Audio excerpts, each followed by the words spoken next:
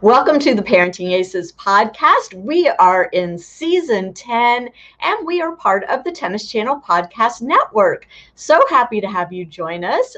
Just a quick reminder for those of you who have not joined as premium members yet, what are you waiting for? Click on that Join Now button on ParentingAces.com. Become a premium member. You get access to all kinds of great discounts and you get quarterly consults with me to help guide you through your junior and college tennis journey with your family.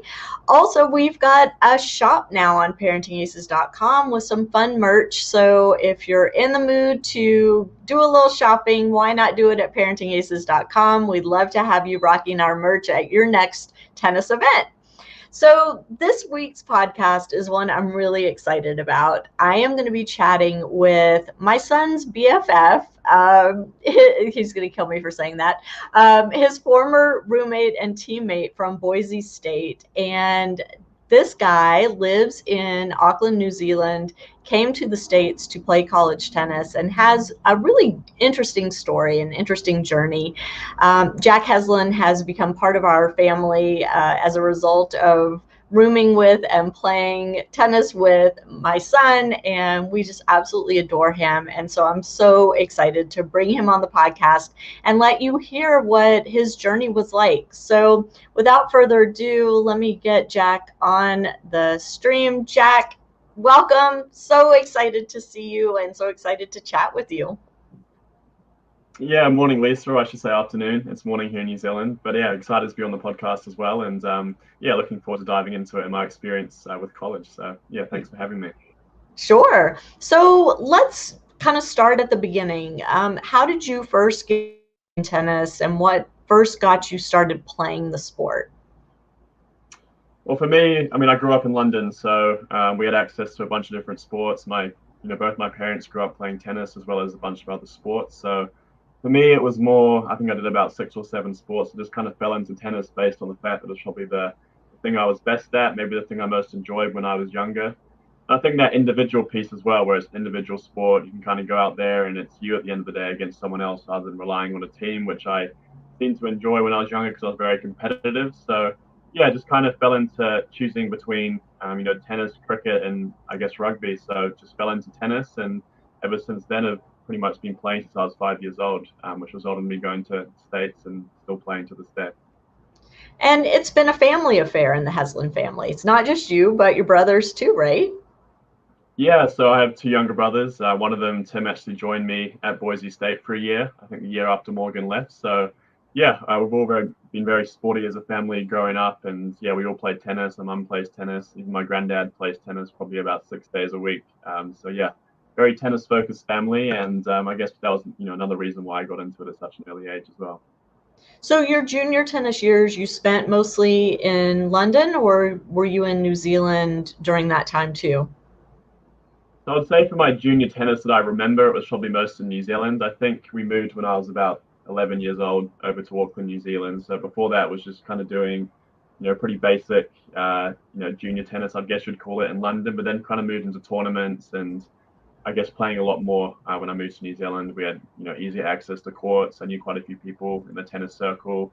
My parents had friends that were coaches, so kind of ramped up the tennis in terms of training and getting into tournaments as well once I moved to New Zealand. So I'd say most of my junior tennis career was based in New Zealand and the South Pacific, traveling quite a lot as well. New Zealand's quite a remote country for tennis, I would say.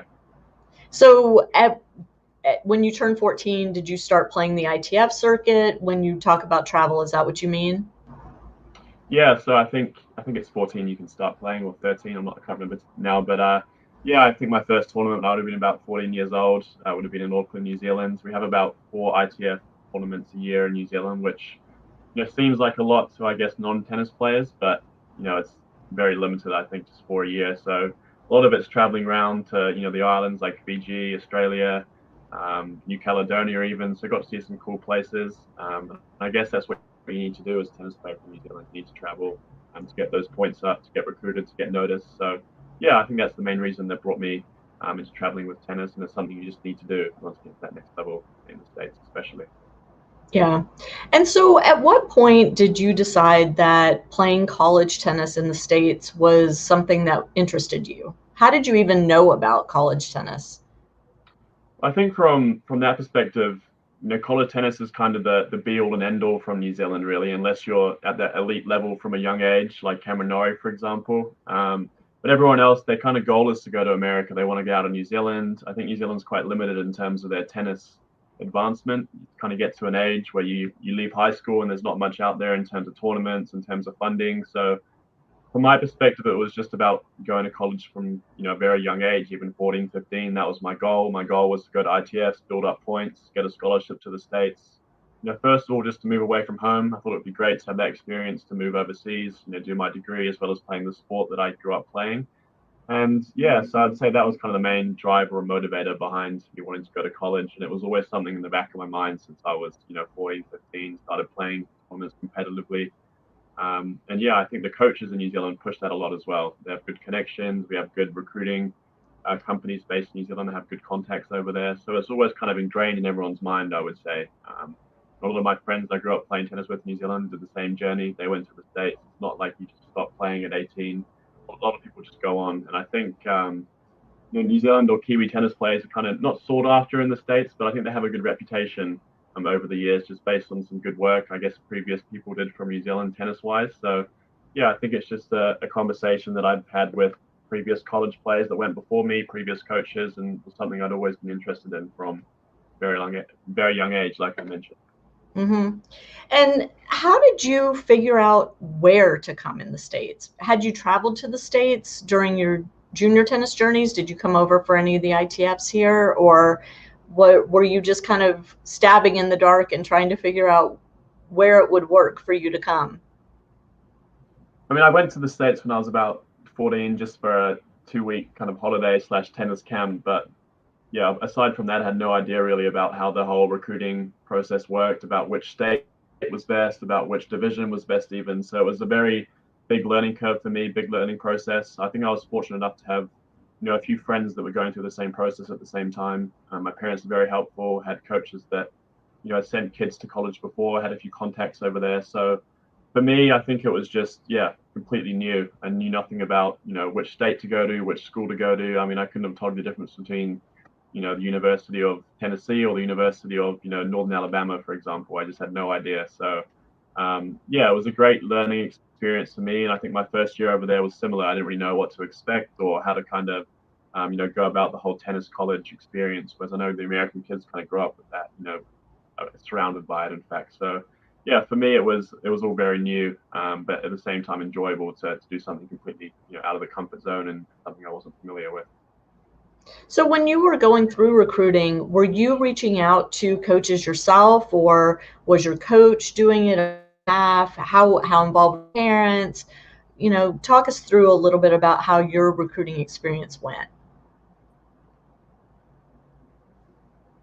Yeah, sure. So initially for me, it was I think I got quite a few emails when I was about 17. I hadn't really started looking at colleges yet. I was going to wait 6 months, but I think just based on my ITF ranking, it was quite decent at the time. And I'm guessing college coaches start recruiting a bit early when you're 17, want to get you over there before anyone else does. So I had quite a few emails from people just out of the blue, just based on my ranking, based on some recent performances in some tournaments. So that's What how it all kind of was, started. sorry to interrupt, but what was your ITF ranking? Do you remember?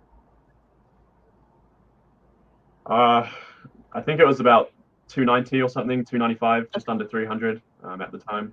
Okay. And yeah, I'd say I probably didn't have the experience to do as many tournaments as most people would to get to that ranking. So I think I did quite successful in that 6 months to a year period when I was 17, which is maybe why some coaches reached out during that period. But I guess the reason those coaches reached out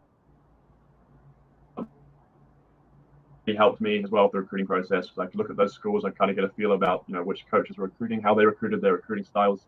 And after that, my recruiting process was more about me just reaching out to coaches. So I'd research states, schools, kind of build a list of about 5 to 10 schools I was really interested in, and then nailed that down to about 3 schools that I was really, I guess, gunning for. So one of them was actually Furman, which was the first school I actually signed with. It was ready to go and everything, and then all of a sudden the coach left.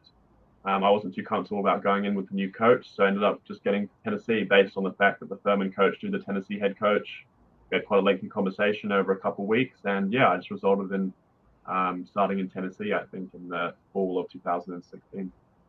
And you were there your freshman year, and you transferred. What happened in your freshman year that led you to start the transfer process? What were you looking for? Yeah, I mean, for me, it was a great experience. It's a very big school, very big sporting school. I met a lot of people that I'm still very friendly with today, just like Morgan. And I think the reason I transferred was just maybe wasn't the best fit tennis wise. So I was having a great time maybe outside of tennis. It was maybe a bit too um, maybe too focused towards tennis rather than academics as well being a big priority. It was more just tennis, tennis, tennis, and that's something I was going over there for, but at the same time wanted to get an overall experience of not just doing well in academics, doing well in tennis, but going out, meeting people, traveling. And then I guess when it came to the end of the year, I was still looking at staying on, doing my 4 years, but I think about 4 out of my 8 teammates ended up leaving. The coach left. So it just kind of fell into piece. I spoke to another Kiwi tennis player, Carl Butters, who was at Boise at the time. I was kind of just thinking about transferring because a lot of my friends had transferred. There was no coach that was even lined up for the next year. But at the same time, I wasn't really enjoying the tennis as much as I thought I would be. It was, a great experience, but at the same time, it was, maybe a bit more, I wouldn't say competitive, but just pretty full on, more full on than I thought it would be. So it kind of led me into speaking to Carl Butters, ended up speaking to Greg Patton at Boise, and I thought that was more of a better fit for myself. Ended up just transferring, and I guess another reason was that it was on the other side of the state, so I wanted to do a lot of traveling, so got to see a bunch of new states. So I think that was one of the main drivers behind looking at transferring schools.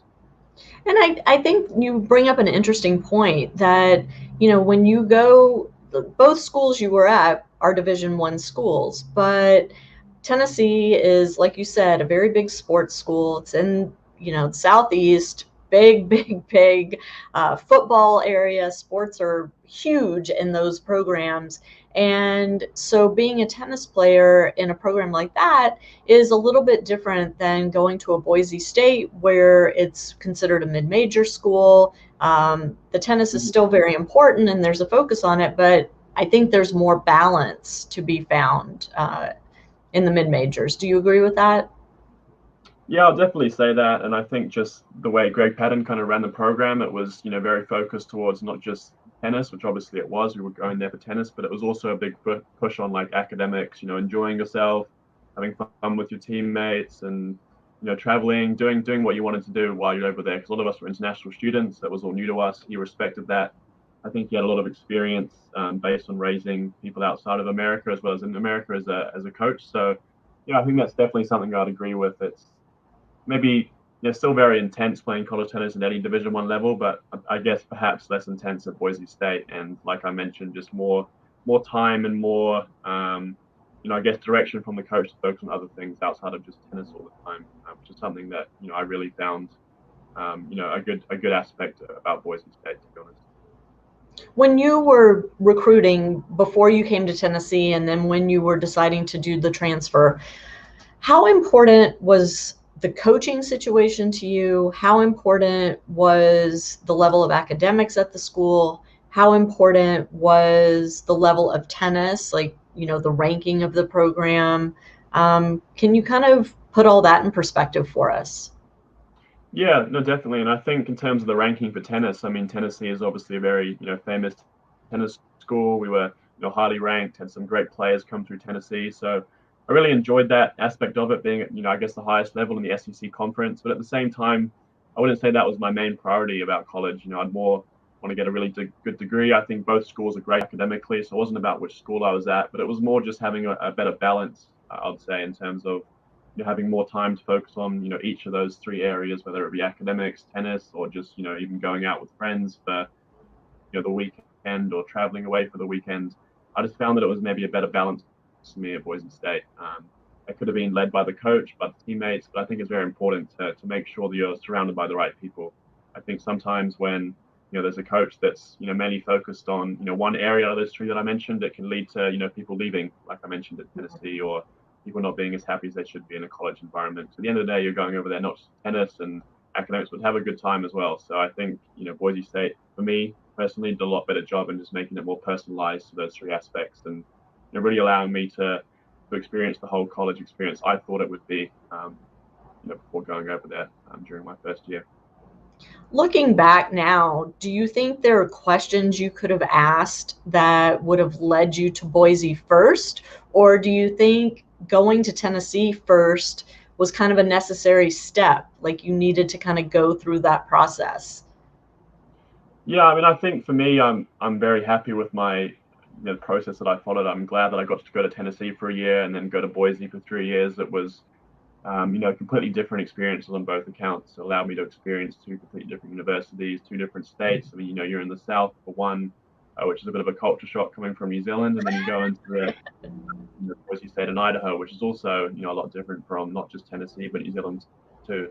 So it's completely different from both schools. So I think just in terms of traveling around a lot, both schools are situated in different conferences. I got to see a lot of different schools, a lot of people that I knew that went over to New Zealand too. So in terms of doing it all over again, I would have probably done the exact same thing, even though that might sound a bit weird, because I know transferring is quite a stressful process. But for me, it was quite smooth. I even actually talked to Greg Patton in Boise State when I was doing my initial recruiting process, and ended up just choosing Tennessee based on, I guess, the tennis level, based on the fact they were, a bigger sports school, you'd say, and bigger football stadium.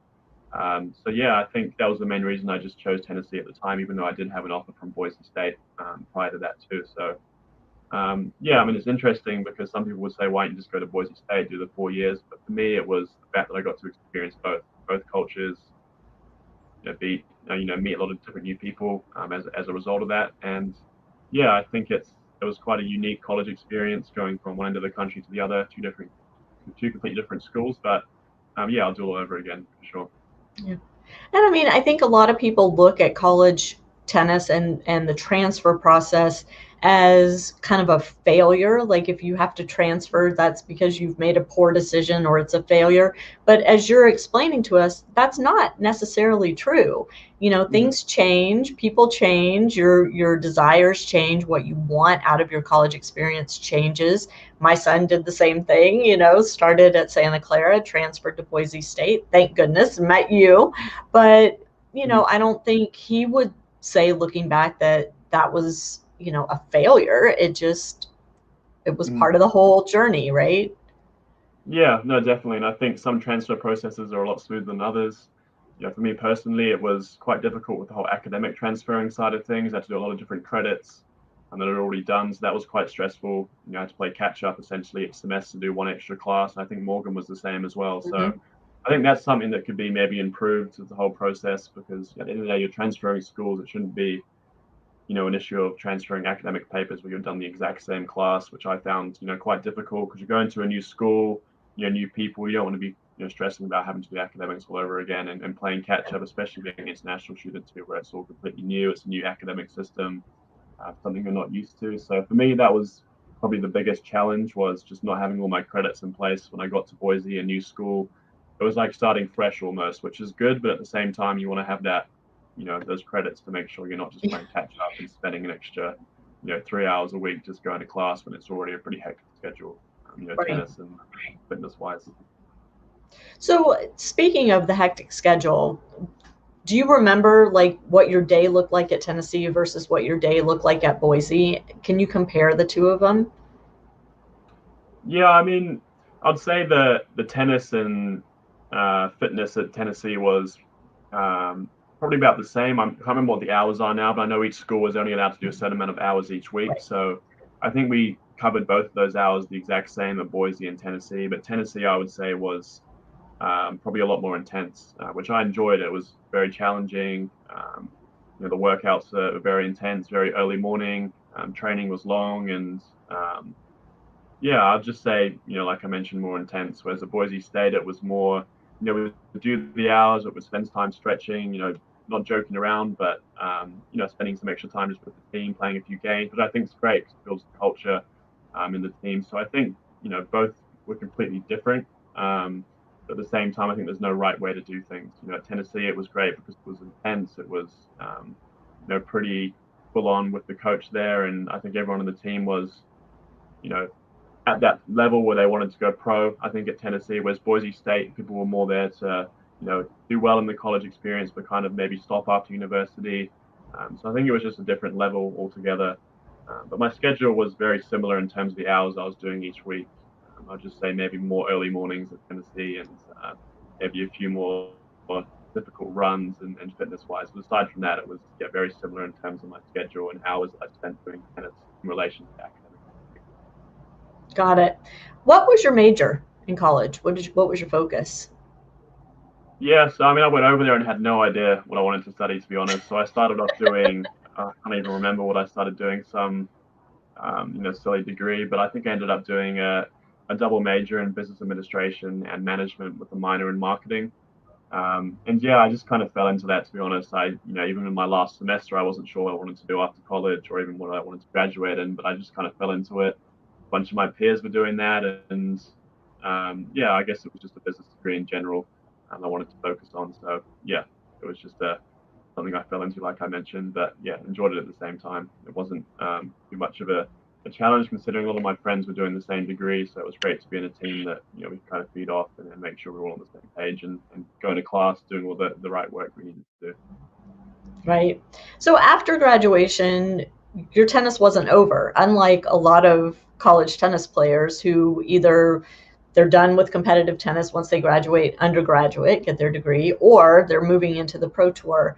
You did neither of those things.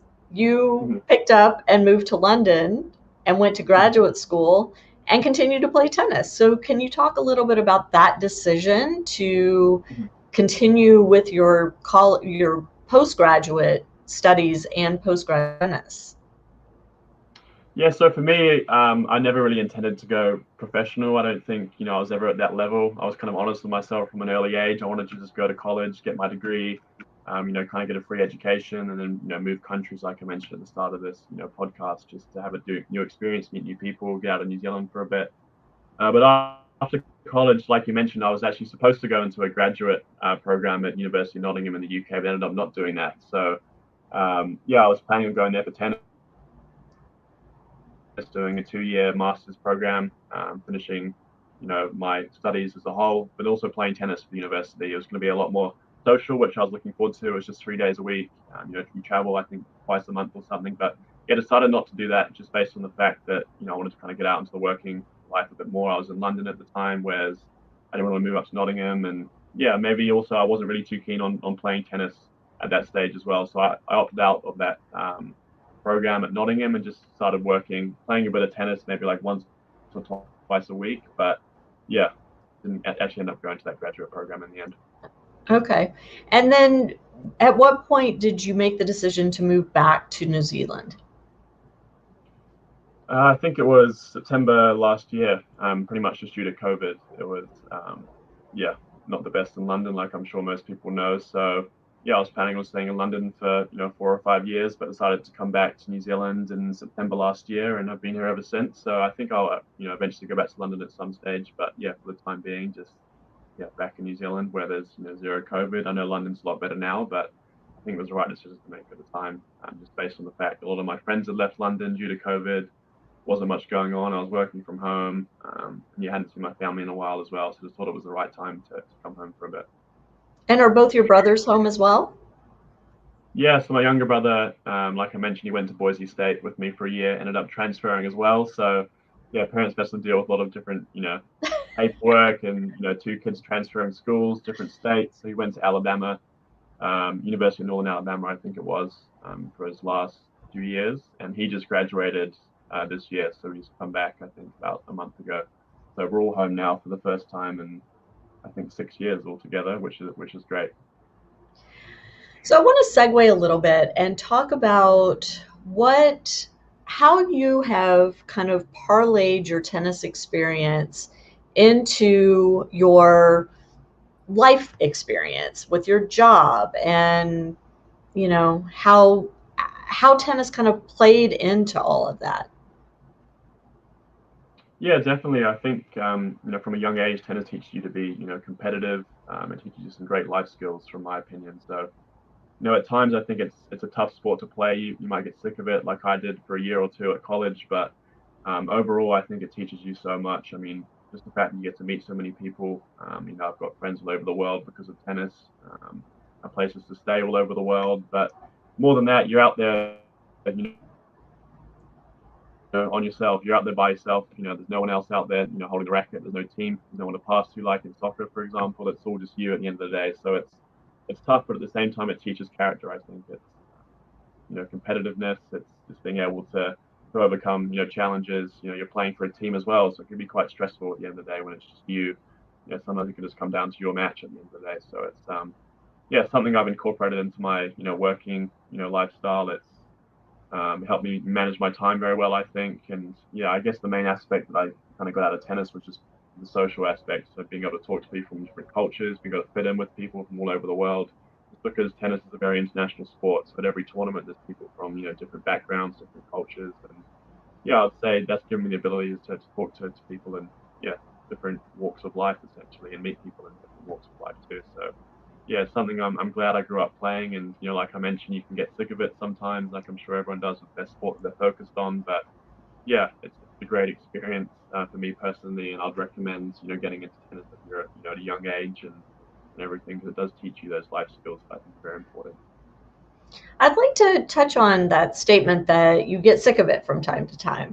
How did you kind of fight through that? Or I shouldn't say fight. How did you work through that and convince yourself that the right thing for you was to stick with it and keep pushing through?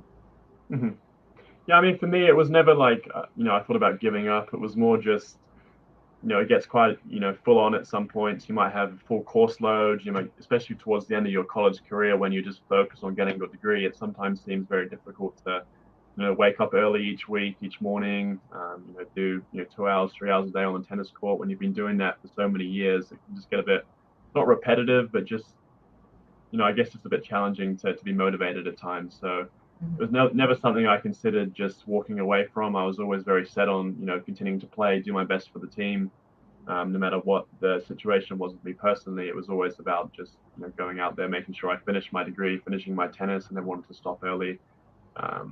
And I'd say the main thing that helped me was just that people were on the same page. At university, especially at Boise, people were in a very similar position, and people were kind of, thick of it at the same time, I'd say. So you had people to converse with, people to lift you up when you were down. It was interesting. And I think no one kind of goes through their whole sporting career just being, in love with the sport at all times. It takes, ups and downs, which I think is great, not just for the sport, but also to develop character. And sometimes it can lead to, better performances. I think for me personally, my junior year, I struggled a bit in one semester with just being motivated about tennis, but took a break for like 2 months over the summer, and then kind of came back and had a really good fall and I think spring semester that following year. So sometimes a break works, sometimes just being more focused on doing more hours work. Some people, for me, it was just taking a break, just stepping away from the sport for like 1 or 2 months over summer, just kind of rethinking things, and then coming back fresh. So I think in college, sometimes you don't really have that chance to step away from the sport. It's always, every day you're focused on it. You're living with tennis guys, so it's tennis conversations. Whereas, I think coming home during the summer to New Zealand, that one summer really helped me just step away for a bit. You kind of rethink about the sport. And I guess maybe fall in love with it again when I came back, which I think, some people might disagree with about taking a break during, between semesters when it's quite key to continue playing. Coaches would push you to play tournaments, but I'd recommend if it's something you're sick of for a year or two, just take a break, step away, and come back fresh and ready to go. I mean, that's a message I've been putting out there too, which, sadly, it's not something I understood when Morgan was coming up through the juniors. I thought it had to be all tennis all the time. We go on vacation, you got to take your rackets, every day has to be tennis. And then in his freshman year, when he was making that decision whether or not to continue to play or transfer or what he was going to do, and he took all that time off and then came back and made the decision to transfer to Boise, that was kind of my aha moment as a parent, realizing, he didn't touch a racket for 3 months, and now he's motivated, whatever the motivation was, but it was there again. And, the willingness to put the hours in and put the effort in came back. And I think he had a lot of reasons for that. It wasn't necessarily because he wanted to be a great college tennis player, but he understood what tennis was doing for him. Did you have some of that too, where like during that break, it was like, okay, this feels really good to step away, but like I made this commitment, so I'm going to continue on and finish it out. Yeah, no, I'll definitely, say similar to experience to Morgan. You kind of step away for a bit, and maybe I got a bit too comfortable at times, just thinking, oh, what's the point of going back? It's maybe so great just being outside of tennis, but at the same time, if you do think about it, you're there for a reason. There's a team that's relying on you. You're not just there individually. So for me, it was all about just performing for the team, for the coach. I've made a promise, so I think that really weighed heavy on me when I was taking a break. Just that it's not all about me. There's a team that relies on me. I've got a scholarship for a reason. So yeah, I think that played a big factor into me wanting to come back and start training again. But at the same time, you do miss it. Like it's something you've grown up, since a very young age. Most tennis players start around 5, 6 years old. So even though a break's good, it's also weird to have a 2 month break. That's not something that most tennis players would do throughout their career. So having that break, you kind of miss it after a while, and then you start hitting slowly again, enjoying it more again, and just getting back into that whole swing of things. So yeah, I Yeah. think even though a break's good, at the same time, there's got to be an end to it at some stage. So I think, the main reason is just obviously the new season starting. There's a team relying on you. So that was why I kind of came back into it from my point of view. Did you feel like when you came back from the break that it had a negative impact, a positive impact, or no impact on your tennis skill? Like the physical skill, not the mental side of it. Yeah, I'd say mentally I came in a lot stronger, but physically, yeah, it takes a while. I mean, tennis is all hand-eye coordination, so the first 2 to 3 weeks is a bit of a challenge, just getting back into the flow of things. Just remembering exactly how your style of game is. So for me, it just took like 2 to 3 weeks, just not going full bore at the start of things, just slowly getting into it, not getting frustrated, just knowing it's going to take a bit of time. Yeah, I think just mentally, it's just refreshing to come back and have that new mindset. So for me, it wasn't too much of a challenge. It just obviously takes a few weeks just to get back into, the level that you were at previously to taking a break. Because obviously, like any sport, if you take a few breaks, you can get rusty. You can, lose some of the technique even. So yeah, I think it didn't take maybe as long as I thought it would. It was just about being patient and just knowing the process will work. So at the end of the day, you've grown up with a tennis racket in your hand for years, so it shouldn't take as long as most people would think to get back into it. Yeah. So you mentioned that you're still playing tennis now. What are you doing with your tennis? Are you in leagues? Are you how is tennis fitting into your day to day? Yeah, so for me, I mean, like I mentioned in London, I was originally planning on playing at my master's school I was going to in Nottingham, but decided not to. So I only started playing about once a week in London, and then altogether over the winter just stopped playing completely. Which was mainly just the fact that I, wasn't really interested. I had no desire to play. I was kind of enjoying the break. I was doing other things. I was playing other sports. And then came back to New Zealand. It was the summer at the time. A lot of my friends that I grew up playing tennis with were back from college as well. So yeah, just started hitting a bit more, playing a bit of doubles. And now it's just all kind of social, to be honest. It's doubles. It's just having a few drinks on the side, on a Friday night with friends playing tennis, and eventually I might start playing a few leagues as well, a few um, tournaments perhaps. But at this stage, I'm just happy just playing once or twice a week with my brothers or friends and treating it more as a social sport. And I think the great thing about tennis is you can play until whatever age really. There's no limit on when you can stop. So for me, it's something I'll definitely look to play until I'm long as I can, really, because it's a great way to meet people, a great way to travel, and I think tennis has a great culture in New Zealand too about just the club life's good. So for me, it's all social at this point, but maybe in the future I'll look to start playing a bit more. But yeah, at this stage it's just once or twice a week, or even might take a break for a few weeks. There's no limit on it on when I need to play or for how long, which is nice as well. Do you miss the rigors of the daily training, the daily hitting, the kind of mental focus that you had, or are you enjoying being done with that piece of it? Yeah, I'd say more enjoying being done with it, to be honest. I mean, looking back, yeah, it's something I'll do all over again.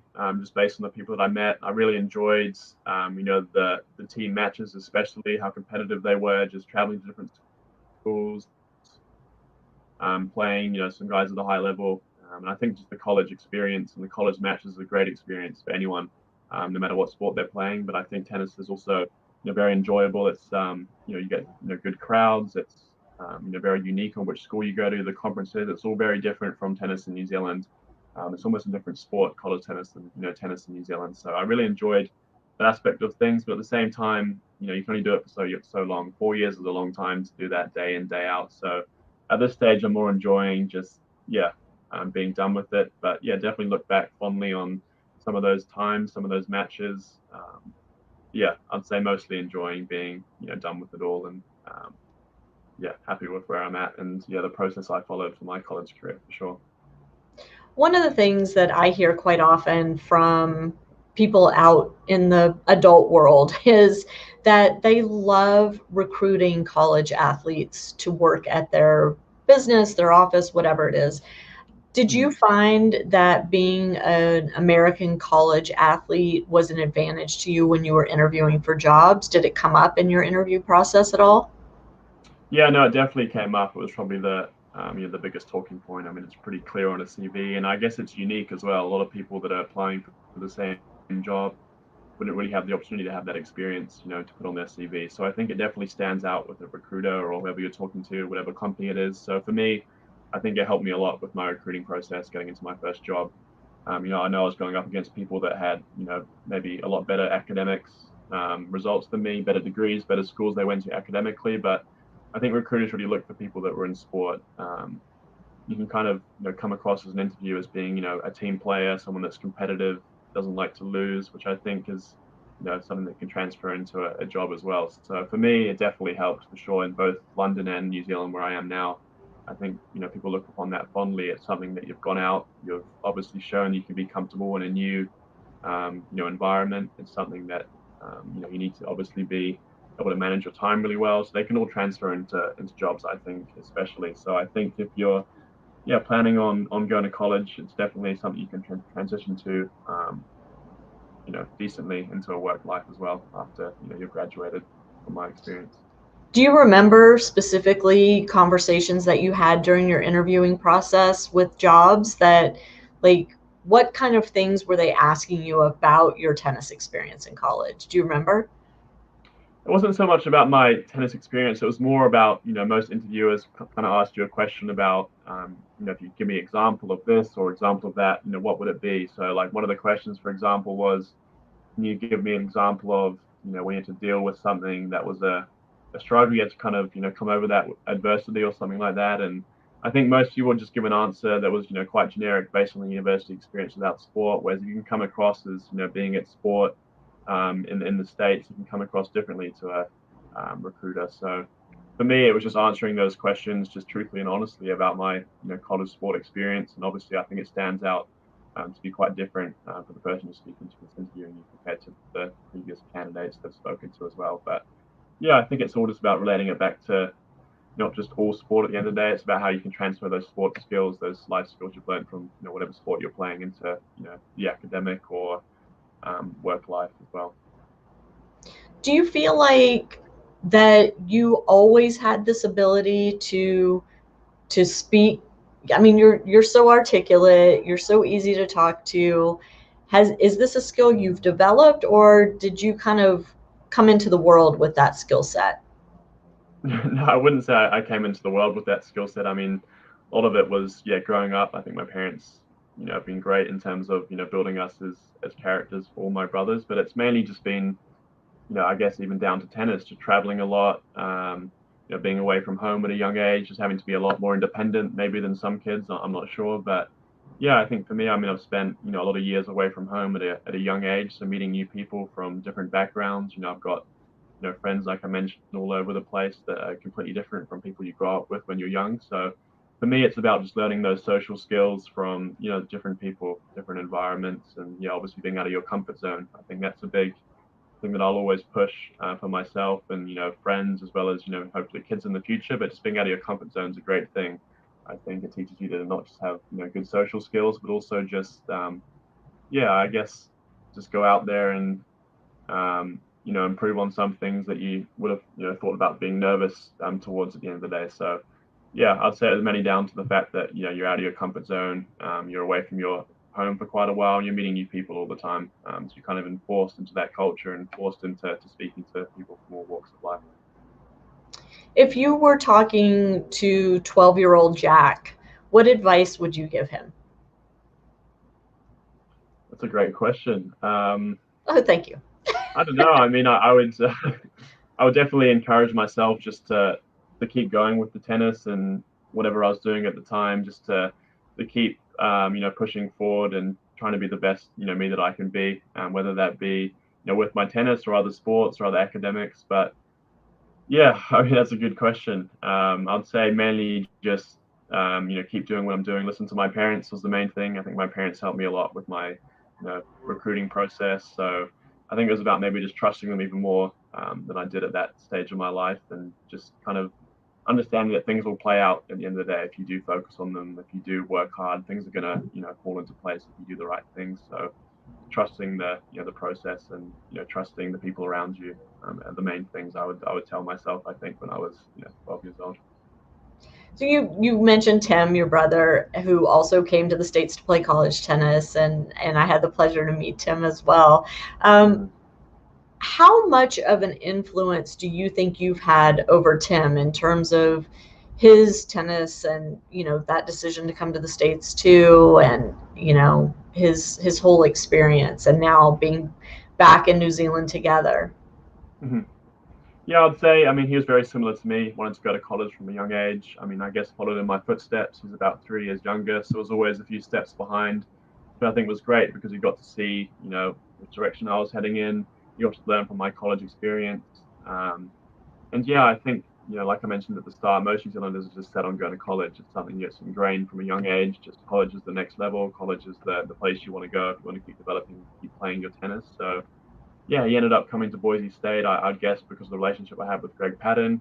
But also, he was a great player as well. So, I mean, it was kind of a no brainer from both sides for him to come over to Boise. So, yeah, I'd say I had a good influence on him just based on the fact that I was, a few steps ahead, had done the things that he was going through at the moment. So, I guess I was a resource for him to talk to about some of the things he was feeling, about what he wanted to do, where he wanted to head, and I had that experience around the States as well to kind of push him away from some schools or push him towards other schools. So yeah, I guess just being that resource in terms of answering any questions he had regarding something he wanted to know more about or didn't know enough about. I mean, it's a pretty unique experience to get to play college tennis with your brother, right? To be on the team together, Sure. especially coming from outside the States. Mm-hmm. Was that something that you like? Do you feel like you valued that while he was there? Or now in hindsight, do you look back and say, gosh, I should have done ABC? No, it's something I think, yeah, that will stick with me for the rest of my life. It was, very unique, I think, to have two brothers on the same team. I know it happens, but for me and my parents, it was something we never thought would actually happen. So I think it was great for us to be, in a completely different country, hours away from New Zealand on the same team. We've always got along very well, and I think just being on the same team and same city in the middle of kind of nowhere really helped us build our relationship too. So we're even closer than we were previously, and yeah, for me personally, it was something that I'm very glad happened. It was great to be on a team, with my brother, and I wish it could have ended up being a few more years. He actually ended up transferring after that 1 year, but yeah, that 1 year was very special to me. I'm sure he'd say the same. We were around each other a lot. And yeah, it's something that I think, yeah, like I mentioned, is very unique. It doesn't happen very often. But I'm glad that Greg Patton invested in my brother and myself and allowed it to happen, and something that I'll definitely treasure going forward, and something I definitely don't regret having him at the same school as me. So do you and Tim gang up on your other brother who didn't play college tennis? No, no, not really. Not he's kind of been a different focus towards more athletics. So no, he was never very interested about going to college or going over for tennis or anything like that. So I guess Tim and I are maybe quite different from that aspect, but no, there's no ganging up, I'd say, anymore. I mean, we used to fight a lot like any brothers would when we were younger, but no, we all get along very well at the moment. And yeah, I wouldn't call it ganging up as such, but maybe a few yeah, teasing comments every now and then, because obviously it's quite a special experience to be in college in America. So I think maybe a bit of jealousy at times, but yeah, there was nothing sinister about it, I would say. I love it. What else do you think that young tennis players coming up need to understand about being on the college tennis pathway? We have mostly an American audience. We do have, a bit of an international pull, but mostly Americans, and mostly parents of junior tennis players who are looking to play in college. What message do you want to share with them? Yeah, I would say just to do your homework. I mean, it's, especially depending on what level you're at, you get a lot of interest from some schools, you might not get interest from other schools, but it's just about doing your homework about which school. I think that's something I could have done more about, just investing in spending more time about looking at the school, the academic program, the coaches, even just looking into the players, having conversation with the current players, just making sure it's a good fit for you, because I think so many different tennis players end up transferring. It's quite a big rate, I think, of going from one school to another, even a third school at some Especially places. this So I year. think, It's yeah, crazy this year with COVID. Yeah. yeah. So even though, like I mentioned, it was great for me to transfer to two different schools, have two different experiences, but at the same time, you want to be kind of comfortable prior to going in. You know what you're going to get, and you want to trust what you're going to get. And I think just being able to trust the coach is one of the main things. So building that relationship with the coach when you're going through your recruiting process, is being able to trust what he's saying. So I think there's a lot of coaches out there that are very different at each school, each conference. So I think just building that relationship with the coach is the main thing, because this, at the end of the day, you're around them pretty much 24/7. So yeah, I think just making sure you do your homework, your due diligence in terms of checking out the team, checking out the city, everything that goes into the college. Yeah, I think, yeah, it's mainly just about conversing with the coach, making sure you trust him prior to accepting anything. I think there's sometimes some kids will just accept the first offer they get, but it's about just being patient and making sure you're comfortable with the fit that you're getting, not just jumping into the first thing that comes on your plate. It's about speaking to a range of different schools, so you have something to choose from at the end of the day, and not just jumping into the first thing that's top of mind. Or you might even get a school that you've been very interested in from the very start, but it could not be the right fit. So it's about just looking around a bit, not being afraid to get out of your comfort zone and maybe go to a state on the other side of America, or just being away from home for a bit. So I think it's just all down to just researching a lot and doing a lot of personal insight into where you want to go and what you think you get from that experience as well. Do you have any regrets about picking tennis over the other sports when you had to finally make that choice? I mean, it would have been interesting to see what would have happened out of those sports and what direction it would have led in. But at the same time, I think if I chose one of those sports, I would never have gone to America. It's not so much of a college focus with some of those sports I was playing at a younger age. So for me, I'm very glad I picked tennis, and it gave me the opportunity to play an individual sport as well, which I was very big about, just being out there by myself. It's on my racket at the end of the day. So yeah, I think for me, sometimes look back and what if I did this, what if I did that. I don't think that's a healthy way to think about things. I've chosen this at the end of the day. I'm happy with my decision. And yeah, the main thing is I've just met so many great people from different cultures, different backgrounds. So I would do it all over again, like I mentioned several times. Well, I love hearing that. Again, Jack, it's so great seeing you. And we were supposed to try and come visit you at the end of this year, but it doesn't look like it's going to happen with these stupid COVID restrictions. But hopefully, we're going to get down there and get to see your part of the world, and hopefully get to meet the rest of your family at some point soon. That would be so lovely. Yeah, no, it's a shame it had to be all cancelled, but maybe hopefully next year we'll see. But yeah, definitely looking forward to getting both our families together at some stage. And it should be great if we can get that organized at some point. For sure, for sure. Well, Jack, thank you so much for coming on the podcast, for chatting with me, for sharing your experience with all of our listeners. And to the listeners, thank you so much for tuning in. We'll catch you next time on Parenting Aces. Awesome. Thanks a lot, Lisa. Thanks for having me.